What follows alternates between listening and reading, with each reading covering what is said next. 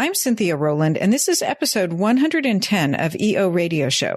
This is our 18th in a series of quick tip episodes focusing on the details of state registration of nonprofit corporations. In previous episodes, we talked about filing in Delaware and California, which are the most frequently used by our clients, most of whom have a connection with California. Other episodes have focused on state filings in Nevada, Arizona, Washington State, Oregon, Alaska, Hawaii, New York and New Jersey, Massachusetts, Connecticut, Maine, Vermont, Rhode Island, New Hampshire, Florida, Louisiana, North Carolina, South Carolina, Kentucky, Tennessee, Oklahoma and Texas, New Mexico and Utah, Colorado and Wyoming, Washington, D.C., Michigan and Ohio, and last month, Illinois and Indiana. With the help of Joe Hilliard, today we look at the basic state filing requirements for nonprofit corporations operating in Wisconsin and Minnesota. You can find all the prior episodes on our website or at the Farella YouTube channel, where there's a playlist just for the state filing requirements. We'll work our way through the rest of the states in future episodes. Welcome to the EO Radio Show, your nonprofit legal resource.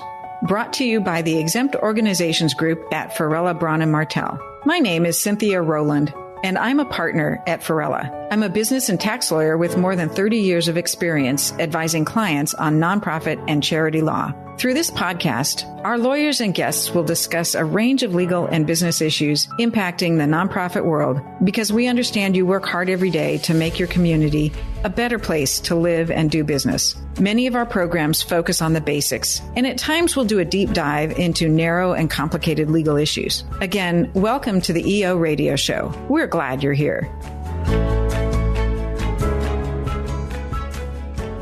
In today's episode, we look at the basic state filing requirements for nonprofit corporations operating in Wisconsin and Minnesota. For the details on these states, we welcome back Joe Hilliard. Joe is a senior paralegal at Farella. He specializes in formation and compliance matters for all manner of entities, and in particular, charities that are exempt under Internal Revenue Code Section 501c3. Prior to working at Farella, Joe worked in-house for several real estate development and management companies in Southern California, working on real estate purchases and vendor contracting. Welcome back to the show, Joe. Welcome. It's good to be here. Let's go with our current states for today, Wisconsin and Minnesota. And starting with Wisconsin, how do we form our nonprofit organization as a Wisconsin corporation? For sure. So in Wisconsin, unlike a lot of the states, it's not the Secretary of State. It's their Department of Financial Institutions that governs entity formation. Nomenclature is a little different from most states as well.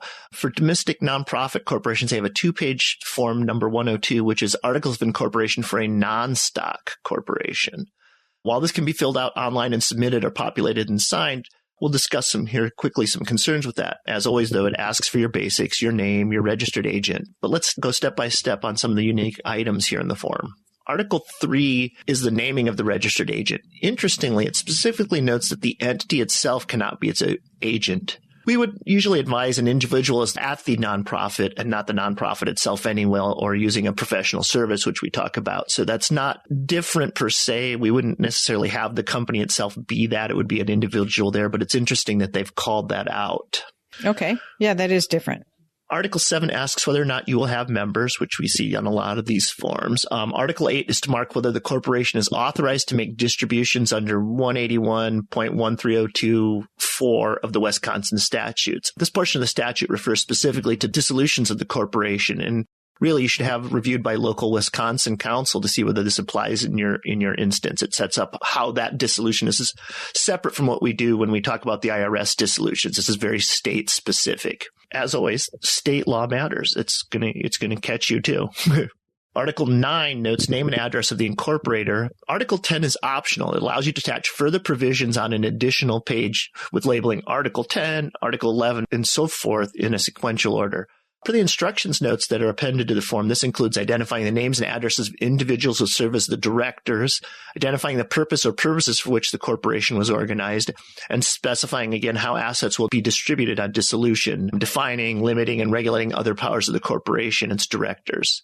This is where we would include our Internal Revenue 501c3 language, obviously. Also, if the document is executed in Wisconsin per 182.01 of the Wisconsin statute, it requires that it includes the name of the drafter of the document. If it's not executed in Wisconsin, you just indicate that it's in the space provided for the drafter's name that it was done out of state. So that's kind of interesting. Very different. Yeah. So let's say our nonprofit's organized in another state but is doing business in Wisconsin. How do we get our foreign nonprofit corporation qualified and registered in the state? For sure. So here, Wisconsin has their form number 121, which is an application for certificate of authority for foreign non-stock corporations. It's 3-page. It's also very straightforward. At the bottom, it states this form is mandatory, so there's no deviation for the registration we talk about here in California, where we just print out a document and we put it in a Word document that follows the lines. Here, you can't do that in Wisconsin. It has the basics from what we see in most foreign registrations: the name, where they were formed, the address, a registered agent there in Wisconsin. Section 5 does ask if the corporation has perpetual existence in its home state. Some of the caveats on registered agent, as noted, are the same in the domestic. Section 10 asks if the corporation transacted business in Wisconsin prior to submitting the application. And if the answer is yes, there's an additional document and fees attached for the application. Section 11 asks for the principal officers and their usual business or home address. So we talk about this. It can be either or there. Note that this list includes not just president, secretary, and treasurer, but also any vice president. So this is a little more robust than a lot of them we see, where it's usually only the top 3. Section 12 asks the same for all the directors, their usual business or home address. And then Section 13 is a member, no members question. And yes, a current home state certificate of status, certificate of good standing must be included with this filing. Okay, well, that's a lot of information in a foreign registration. Before drilling down into that a little bit, let's talk about the cost and how quickly we can get one of these filed. For sure. So the filing fee is $35 for the domestic and $100 for the foreign application. And per the Wisconsin website last week, the second week of January 2025, most online filings will be accepted upon receipt. For over-the-counter mailed-in filings, their ETA is 10 business days. And for an additional $25, there is a 24-hour expedite. But if you do it online, it's going to be pretty quick anyway. Yes, correct. You wouldn't necessarily want to worry about that $25. All right. And what about annual filings? Does Wisconsin require any annual updates for the organization? Yes, they do have annual filings, but here in Wisconsin, the timing for annual filings is different for the domestic and the foreign. Domestics are based on the quarter where you were incorporated. So if you form January 1 to March 31st, your report is due that March 31st. Then if you form from April 1st through June 30th, it's that June 30th. If you form July 1st through September 30th, again, it's that last date, the September 30th. And then, of course, the same final quarter, October to December, and you get a December 31st. So today, if we form today in Wisconsin, we're recording today, actually January 23rd, then our first report would be due March 31st, 2026. And if your foreign nonprofit is registered, theirs is always due March 31st, irrespective of that registration date. So it's much simpler that way. The same form is used for both the annual reports for both the domestic and the foreign, and even for the LLCs. And here you will need to give the name and business addresses of all the directors and the principal officers again. Copies of all these forms are in the show links, the application, the articles, and the annual reports. Annual fees, I assume, are associated with these annual reports? That is correct. So it's $25 for the domestic and $80 for your foreign. And same thing, you can have the $25 expedite here as well if you feel the need. But again, we would recommend, as we just talked about when we're in South Dakota, filing these online, which is almost instantaneous. So yeah, and so the likelihood of expediting would be rare. So backing up a little bit, as you were talking about the original foreign registration, and I think the same information was included in the initial filing for the domestic nonprofit corporation, it looks like they asked for a lot of details about all the directors and officers. Yes, that is correct.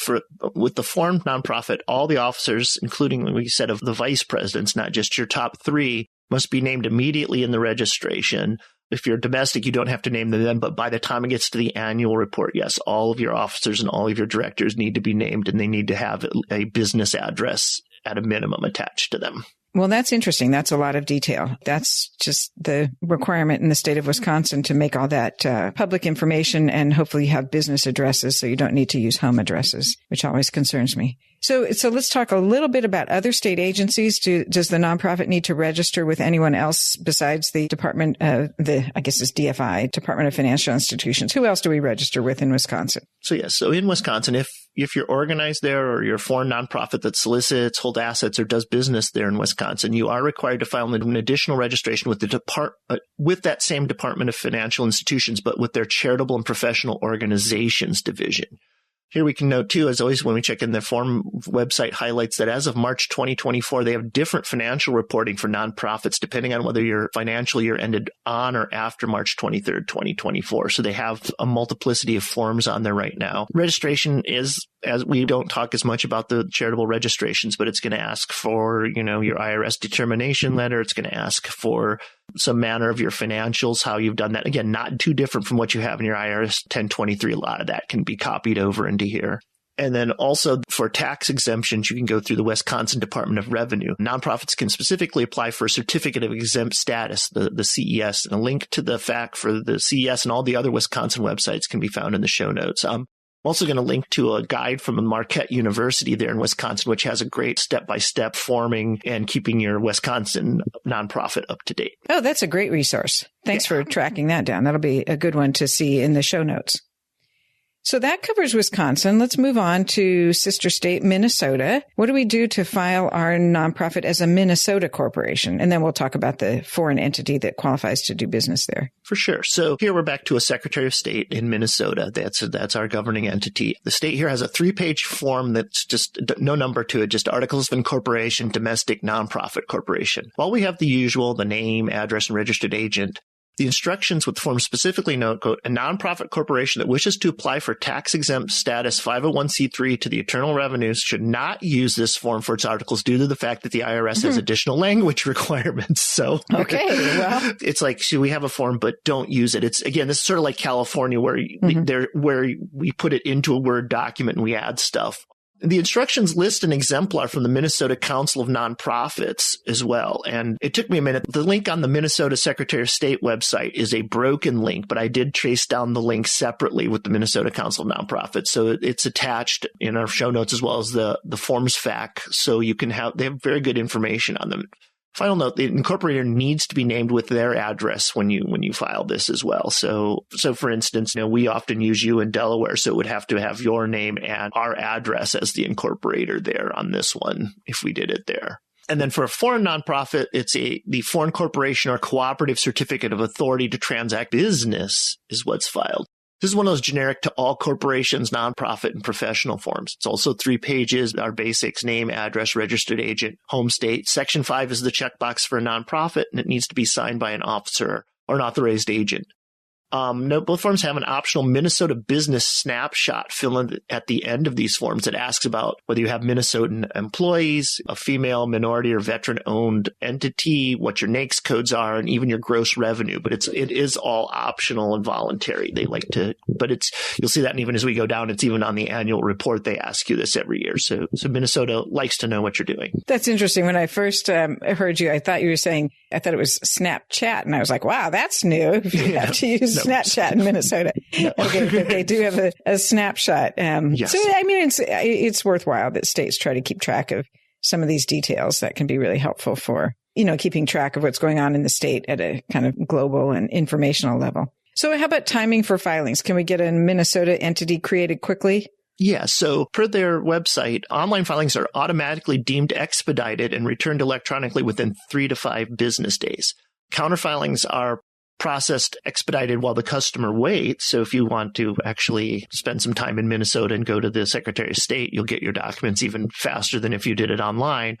If you leave it, that's the mailed in ones. It was about several weeks. Well, that's interesting. So this one's kind of counter to the trend we're seeing where online is the fastest. Yeah. And in person can be the slowest. But here it's... As you show up, wait in line. As soon as you wait in line, they'll stamp it for you and put you in the system. So that's interesting. If you live in the Minneapolis-St. Paul area, you can go to the Secretary of State's office. If you want to go out and brave the cold. Yes. I would do it online personally most of the year. Cost and annual filings. The cost in Minnesota for the domestic articles, it's $90 if you do it online and the in-person expedited, and then it's $70 if you mail it in. So it's $20 cheaper. That explains why you might mail it in. You have to wait, but you'll save $20. Yes. And then the foreign nonprofit certificate is $70 online and the in-person expedited, and then $50 for the mail.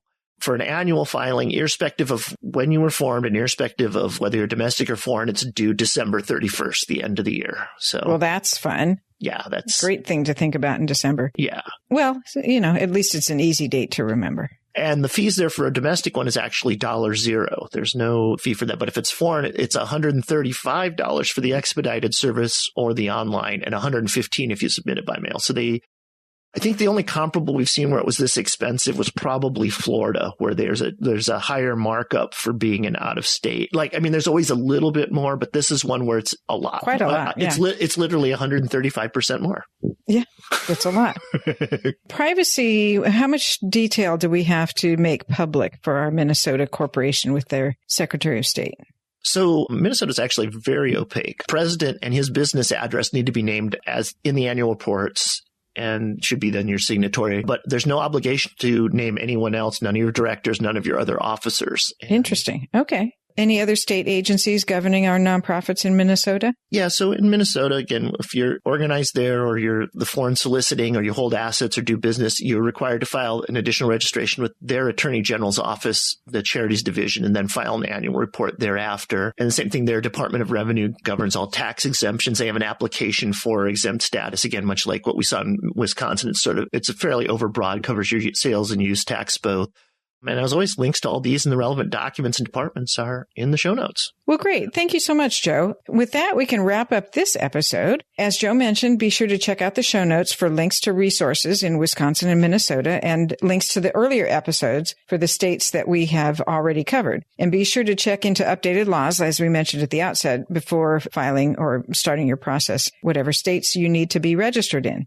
As I mentioned at the beginning of the episode, Farella, Braun & Martel has a YouTube channel, and there are several nonprofit playlists, including the one we're building where all the state filing episodes are in one place. So look for that link in the show notes as well. I'm Cynthia Rowland, and you've been listening to EO Radio Show, your nonprofit legal resource, brought to you by the Exempt Organizations Group at Farella, Braun & Martel. If you have suggestions for topics you would like for us to discuss, please email us at eoradioshow@fbm.com. That's eoradioshow@fbm.com. Thank you for joining us. Until next time, make a difference.